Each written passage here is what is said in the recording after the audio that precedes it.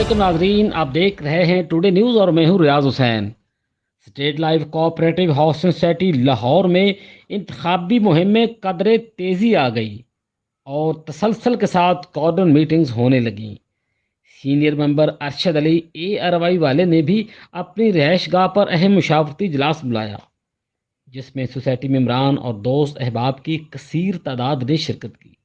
इस मौके पर मुकामी मीडिया के नुमाइंदे भी मौजूद थे। इजलास से खिताब करते हुए अरशद अली ने कहा कि इलेक्शन शेड्यूल का ऐलान हो चुका है। हम बासलाहियत और काबिल उम्मीदवार मैदान में उतारेंगे। हम ऐसे पैनल को सामने लाएंगे जिसका माजी बेदाग हो और वह मुखलिस, हमदर्द और सोसाइटी के मसाइल से मुकम्मल आगाही रखता हो। उन्होंने कहा कि सोसाइटी की फलाह और इसकी तामीर व तरक्की हमारी अव्वलीन तरजीह होगी। हम फेज़ 2 के मेम्बरान को उनका हक दिला कर रहेंगे।